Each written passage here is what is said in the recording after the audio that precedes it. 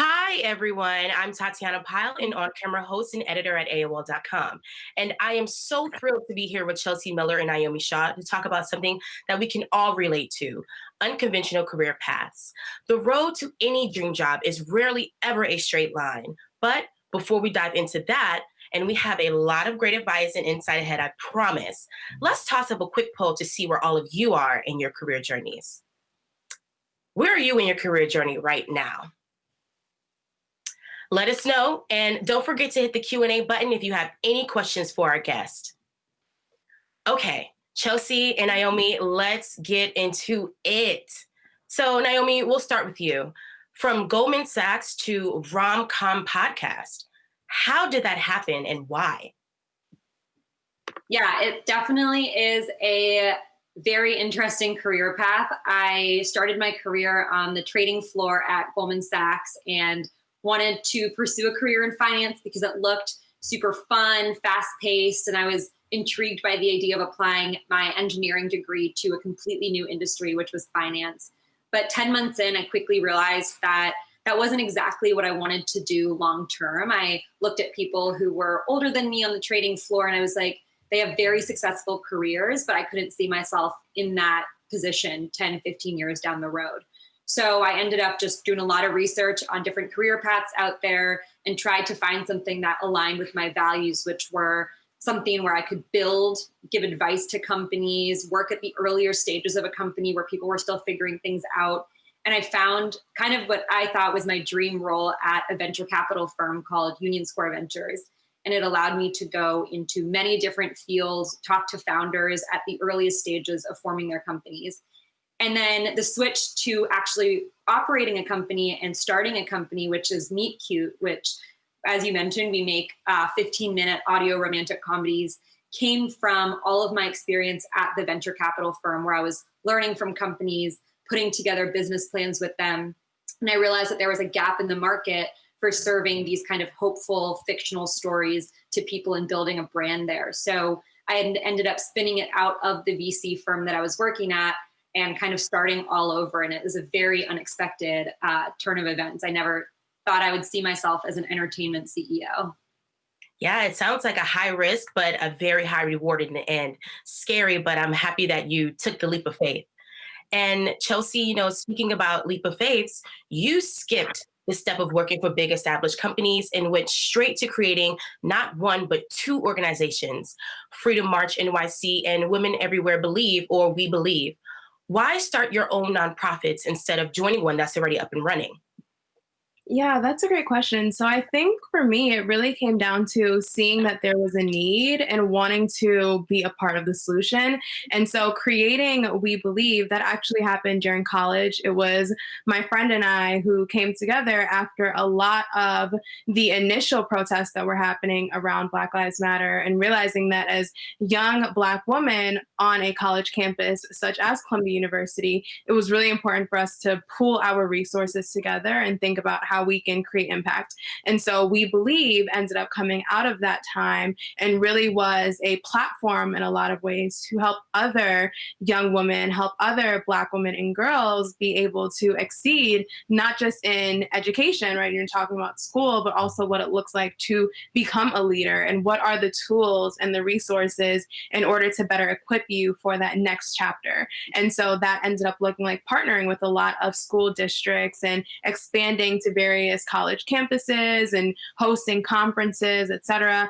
And the more that we did this was the more that we realized that there was a need for it and continue to grow We Believe into the organization that it is now, which actually has a chapter in India. Wow, that's such an amazing story. And again, this high risk and high reward, it pays off.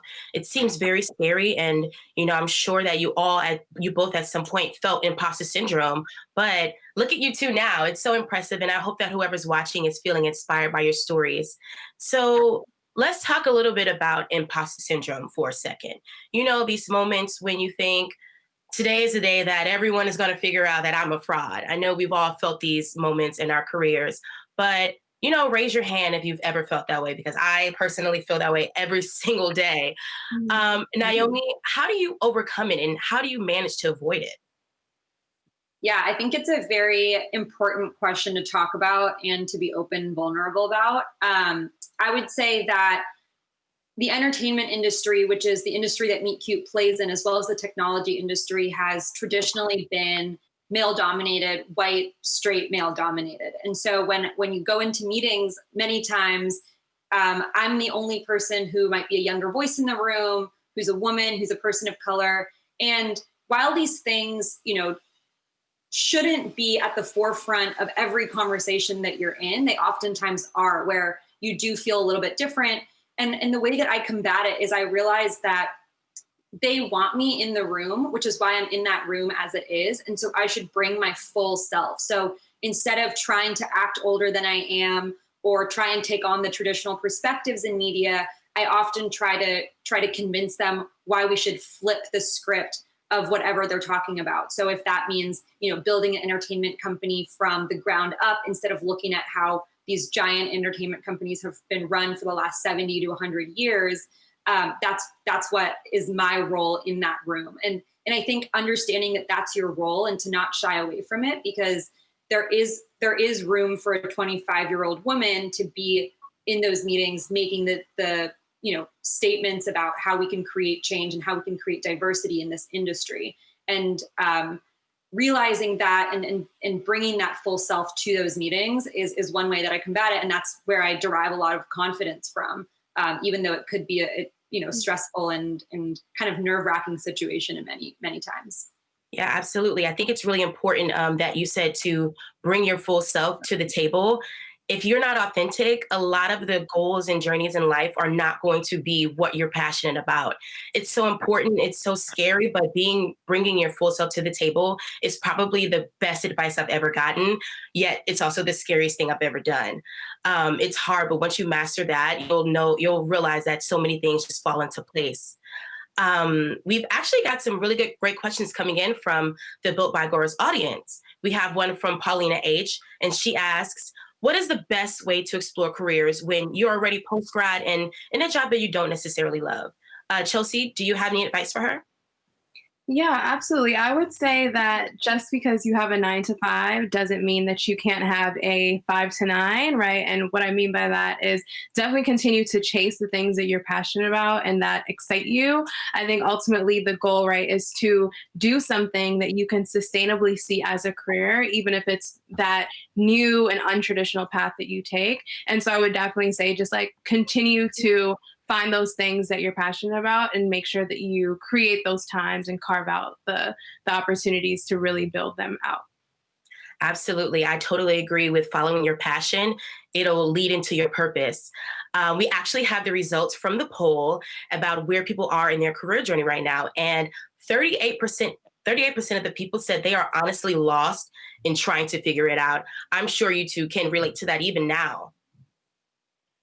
Definitely. I think that I love Chelsea's advice, which was while you're doing something that, might be a 9 to 5 job, while you're going to classes all day, there are ways to explore and try and, figure out a path for yourself, whether it's reading a lot of blogs, starting to write and develop your ideas in a way that, someone else can read them and be like, oh, like I want to work with you on something, or just start to like build something on your own.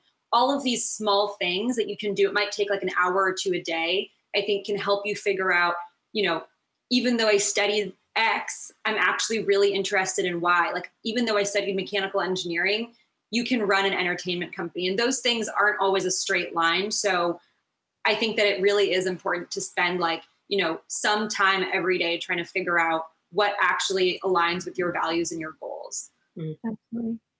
Absolutely. That's such great advice. And, here at Built by Girls, we are all about concrete takeaways. So, Chelsea and Naomi, what is one piece of advice you can give our community for their own careers? So this is something that I actually say a lot, and I will say it again, and that is to bet on yourself. I think a lot of times we spend a lot of energy compromising our vision for other people and what they ideally want to see us do, or we spend so much time working at companies that we don't even take the time to think about what are the companies that we can envision and what are the companies that we can build. And sometimes it's not even about necessarily building a new organization or entity. Perhaps it's just like really tapping into your creativity and finding your own space, right, within a particular lane or within a particular organization. And so I'll definitely say just bet on yourself and understand that you are powerful, you are all encompassing, and you definitely have the ability to achieve your wildest dreams. It's about really putting that pen to paper and coming up with a plan. I love that. My advice would be to view your life as a little bit of a rough draft, and to not kind of and be vulnerable about that, and not to view everything as fully set in stone. When I have conversations about my career with my mom, who I look up to, she had an incredible career. Her definition of success was, you start at a company, you rise the ranks at that company, and that's like one version of success. And I realized that there was a generational difference in the way that my mom viewed traditional success and my brother and I view success, which it's okay to have 3 different jobs in the first 3 years out of college. And as long as you're happy making those changes, that's a successful career. And so we've had tons of family conversations around that.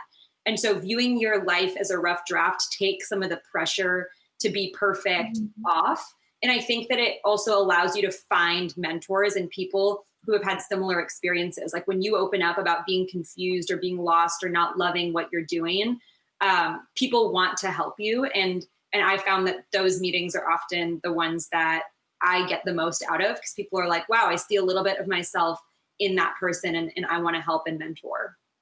Wow, I think that's such great advice too, finding a mentor. My mentor has guided me through my career when, I felt lost and hopeless. So that's such great advice. You ladies are honestly like an inspiration. You've been dropping gems. I hope everyone who's watching is writing these notes down, because honestly, inspirations. But before we say goodbye to the two of you, we have one super quick 2-part question. When you were younger, let's say maybe you were in the 3rd grade or the 9th grade, or even in college, what did you want to be when you grew up? And where do you think you'll actually be 10 years from now? Okay, I'll go first. I went through kind of like 2 different phases of life. When I was really young, I went to space camp when I was 5. It was this camp in Huntsville, Alabama. We like slept in spaceships, and I loved the idea of being an astronaut. My dad was really into physics and kind of turned everything in our childhood into a physics problem. So I kind of viewed life through that. As I grew up, I really wanted to be a surgeon. And so going into Stanford, I actually wrote a lot of my Stanford application about wanting to be either a cardiac or a neurosurgeon, which both were incredibly stressful jobs. But I thought that like that stress and that energy would drive me to just work really hard to be the best surgeon ever. And so just looking at those 2 things and where I am now, I think that like it completely embodies what this panel or this discussion is about, which is that you can think that you want to be something, and those aspirations will actually drive you to what you do end up becoming. 10 years from now, I'm still writing my life. So I actually have no idea. I hope that Meet Cute becomes this extremely large brand in entertainment, and that we can grow it into something amazing. So that's kind of my aspiration for right now, but who knows what 10 years from now looks like. Yeah, that's absolutely a great point. So, similarly to Naomi, what I thought I'd be doing is not what I'm doing right now. Growing up, I thought that I was going to be a lawyer, and everyone, because of, I guess, my debate skills and the fact that I enjoyed, right, expressing my viewpoints, I've always been super expressive. They were just convinced that I was going to be a lawyer. And I even went into Columbia really interested in like the pre-law track, et cetera. And that's definitely not what I'm doing now, which kind of is a testament to the fact that more so than anything, I think it's your personality that comes out of your interest, and ultimately kind of your purpose is what you're led into. And so yeah, and then 10 years from now, similarly, I think that story is still being written. A lot of people have asked me, because because of my activism if I'm running for office, when I'm running for office. And, I just think it's important to focus on the impact. And so that's what I lead with, doing the impact and thinking through what impact looks like sustainably and long term. And if that means navigating different spaces, if that means no longer doing the work specifically that I'm doing now, then that's what it'll be, right? So, yeah. Absolutely. I think that you two both shared a really great tip. It's like all of our stories are still being written. So if you feel lost right now, it is okay. We are all experiencing the same feelings of a little bit of confusion, but follow your dreams. Follow follow your dreams and figure out where it takes you, because either way you will be successful. It was so great hanging with you two. Thank you, Chelsea and Naomi. You are both inspirations to all of us. Thank you. This was really fun. Thanks.